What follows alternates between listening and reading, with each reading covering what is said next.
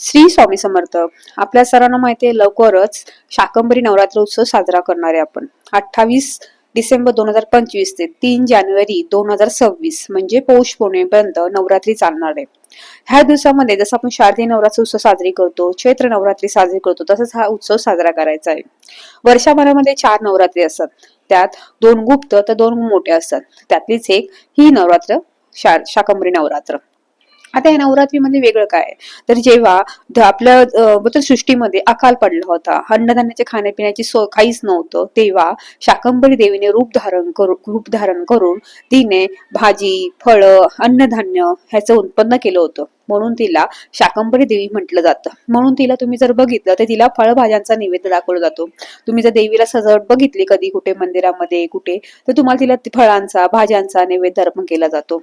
त्यामुळे शाकंभरी नवरात्री जशी आपण शारदीय नवरात्री साजरी करतो, तसंच त्या उत्साहाने साजरी करायची. आता ही नवरात्री 28 तारखेपासून सुरू होणार आहे. तर आपण काय करायचंय?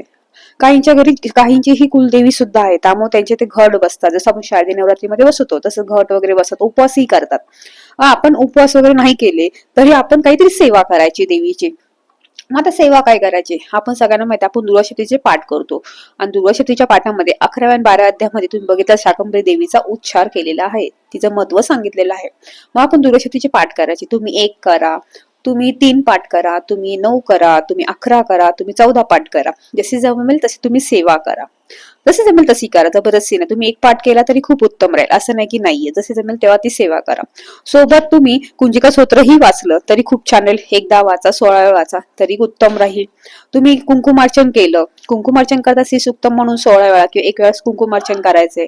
नंतर तुम्हाला 16 वेळा विष्णू गायत्री मंत्र, 16 वेळा महालक्ष्मी गायत्री मंत्र, 16 वेळा कुबेर गायत्री मंत्र, 16 वेळा नवर्ण मंत्राचा जप करायचा आहे. 1दा श्री स्वामी समर्थ माळाची मंत्र जप करायचा आहे. श्री स्वामी समर्थ ही एक माळ जप करायची. अशा रीतीने तुम्हाला सेवा करायची आहे. जमलं असेल हा दिवसांमध्ये तुम्ही देवीची ओटी भरा. जसं आपण कुलदेवीची ओटी भरतो शारदीय नवरात्री, चैत्र नवरात्रीमध्ये, ती देवीच्या आसपासच्या कोणत्याही मंदिरात देवीची ओटी सुद्धा भरा. ह्या पद्धतीने तुम्हाला सेवा करायची. अन्नधान्याचं दान करा. जसे जमेल तशी सेवा करा. अन्नपूर्णे माताची तुम्ही मंत्रजप करू शकता. सोबत तुम्ही अन्नपूर्णे मातेवरती तुम्ही अभिषेक पंचामृतीने अभिषेकही करू शकता. मग जसे जमेल तशी सेवा करा.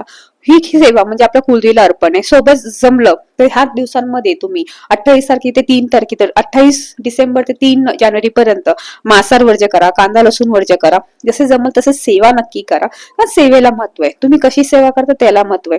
कारण सर्वच आपले कुलदेवीचेच रूप असतात, फक्त वेगळे त्यांनी वेगळ्या पद्धतीने घेतलेले असतात. त्यामुळे जसे जमेल तशी सेवा नक्की करा. श्री स्वामी समर्थ. श्री